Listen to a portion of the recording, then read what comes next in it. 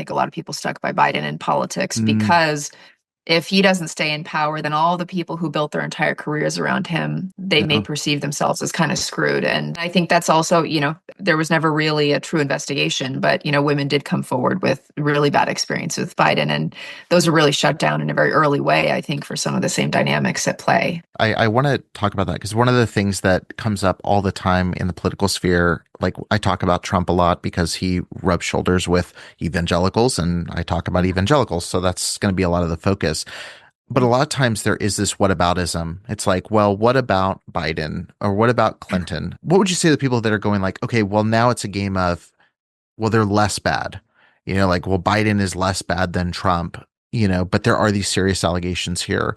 Or Trump is less bad than the Clintons, Because then some people go like, I go to the ballot box and it looks like everybody's got A sexual allegations. harasser. Yeah, Yeah. it feels a little concerning, that's the state of It things. is concerning. And I think, one thing that I feel pretty good about is I've never shied away from focusing on both sides of the aisle. I'm a lifelong Democrat. I'm still a Democrat. And I came forward with allegations against a Democrat. And Yeah. so I do feel like there's an opportunity there to say, listen, this isn't about party for me. And, I end up speaking about Andrew Cuomo a lot because he won't go away. He happens to be my abuser. He happens to be trying to lead my city. But I speak about the other side of the aisle just as much. I try to shy away from conversations around more or less bad, not because there's not some truth in some cases that I have not experienced rape.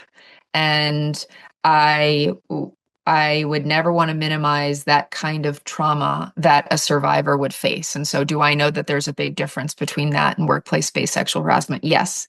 I also know that because one is more extreme doesn't mean that the other is less bad. And I Mhm. also know there's tons of people who want to run for office and want to break through. We don't have to put up with, candidly speaking, the majority of which are old men from another time who spent their entire political careers in an environment that degraded women, degraded people, and fostered abusive environments that allowed predation to happen regularly. And Yeah. and I do talk frequently about women survivors, but I want to acknowledge that men and trans people are just as vulnerable. It just happens very frequently that many of the men in power have been men and have been heterosexual in many cases, but that doesn't preclude who a survivor is.